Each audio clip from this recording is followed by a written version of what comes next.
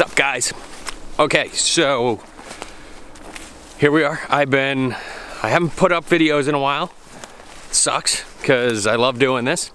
Anyway, I've been doing all kinds of work and, kind of ran dry on some ideas. But that all changed. One day I was screwing around with my iPhone and saw this cool thing where you can take like your live photo? Is that what Apple has branded their GIF as? And turn it into a long exposure. Anyway, I thought that was cool and I played with it for a while, and then I was like, can I do that in Photoshop? And I was like, can I take handheld video and turn it into a long exposure? I know the science behind it, so why not? Then what pops into my head is Jeff Goldblum saying in the original Jurassic Park, he has a line that says, "You were so preoccupied with if you could, you never stopped to think if you should." And I was like, yeah, I should. So anyway, I went through, it took me about 10 minutes to kind of figure it out. I was like, you know what? I should share this. This is part of photography, is we need to experiment. We need to say what if all the time. As photographers, as content creators, we got to keep hammering the what if question. So I did it. I don't know how I will ever use this, but it's pretty cool. So I'm going to show you how I did it. And first we need to go get some footage and something that would look good as a long exposure. Gonna shoot it handheld video, and then I'll walk you through the steps. All right, until then. Oh, boom, back again. All right, here we are at the Brewster Herring Run. Look at that. Nothing like some falling water. That works really well for long exposures. See if we can make that a nice, convert our video, handheld video, to a nice, silky, smooth waterfall image. All right, let's get to this. I'm gonna go grab some footage for us.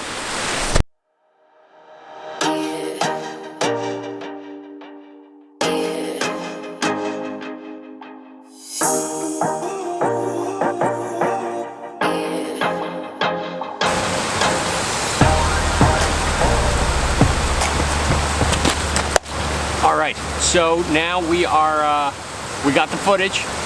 We need to take it back to my studio, throw it into the computer, and see what we can come up with. What do you think? Alright, let's go! Alright guys, we're down in my studio. It's kind of a mess right now. Good thing you can't see what's behind the camera. Anyway, now I'm going to download the footage that we got, and then we are going to jump into the computer and get this thing worked out so I can show you guys this cool little trick. All right, I will see you on the inside. All right, this is the raw clip of video that we're gonna use. So first thing we need to do is to bring in our video. So to do that, what we need to do is go to Import Video Frames as Layers. I'm going to import them. And I have my video right here. Opening it up. It's going to ask me what the duration is. For this tutorial, I'm going to just import the whole thing from beginning to end. Say OK.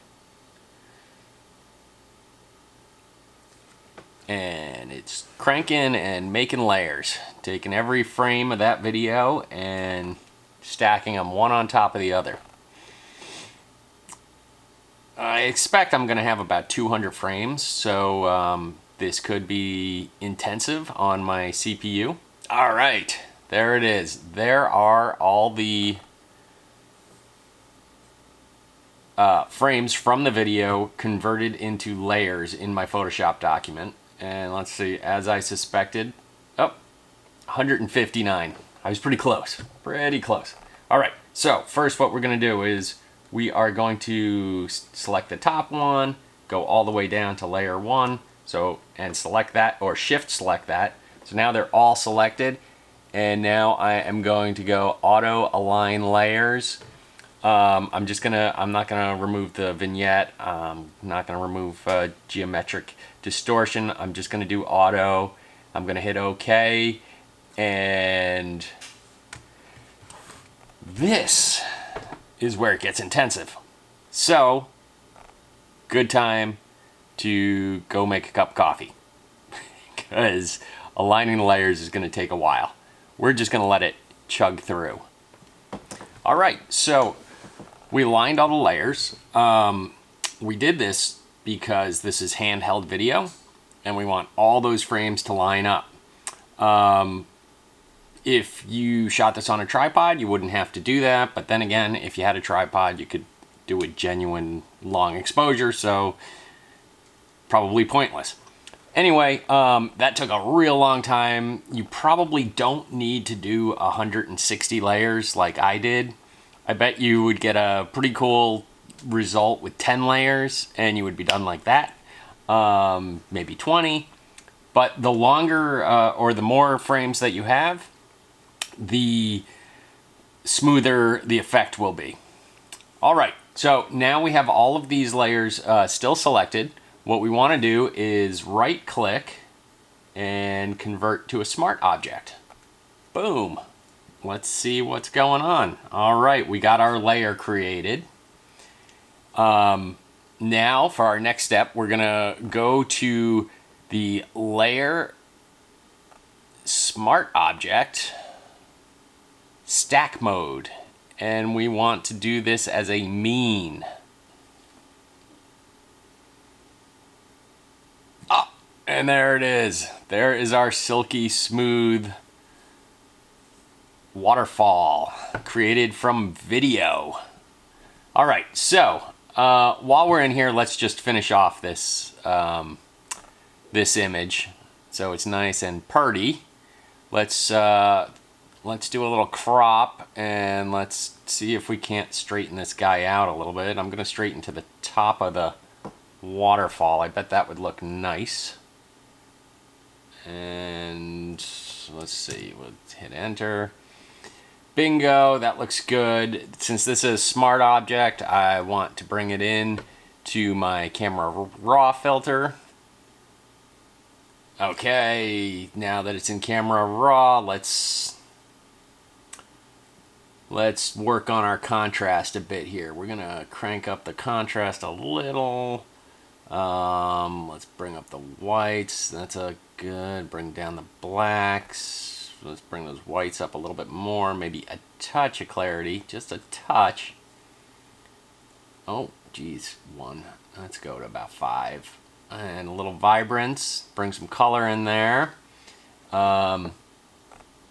That's looking good. Let's hit our tone curve and give ourselves a nice S curve to build some more contrast. And I think with this image, I don't do this a lot, but let's lift that black point up a little bit. Kind of give it that nostalgia feel. Detail, we don't need any of that. Oh, let's see if we can bring some more contrast out with the coloring. So we pump up. Let's go to the luminance and see what we can do here. Okay, we'll bring the yellow up a little. Bring the orange up a little. Red. That red is a little distracting. So I'm gonna bring that orange back down. How's our green? Yeah, we can bring that up a little. This is building color contrast, or contrast with the color. Let's take some of the blue out, and now we'll bring in some saturation, some orange, some reds. Really work on those earth tones. Blue. I don't want to completely drain the blue, but let's see. That's not so bad. That's not so bad. Okay, let's jump over. We don't need any split toning.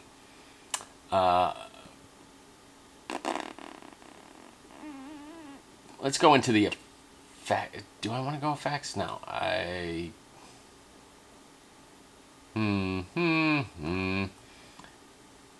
thought there was a different vignetting, but let's give ourselves a little bit of a vignette here. Close in on that. Tighten up the midpoint. Dehaze. Dehaze interesting. I'm not going to use it in this, but sometimes it's good for kind of this tight contrast. It can add contrast in a different way, I'd say. I'm going to put it at 3 because I'm really trying to build back up the contrast since we shot this on a neutral profile, since it's video. And basically contrast was stripped out of it. My next step, the camera calibration. I like to hit the blue saturation. I like to bring that up. Let's see, if I shift my red down and kind of pull up the saturation on it, I kind of like what that's doing. We got a lot of green, a lot of moss, so I'm going to leave the green where it is, and that's that. I'm going to say okay. It's going to go back, go to my crop. Hey, there we go. That is not a bad picture. You know, it's not going to win any awards, but hey, that came from video, and we made it into like a sleek, long exposure. Not bad. All for no reason. No, all because, you know, I wanted to experiment and see if it could be done. And it can be. And I love it. All right. I want you guys to, if you like this video, like it, comment, subscribe to me. It's all good. And I look forward to doing more experimentation like this in the future. All right. Thanks.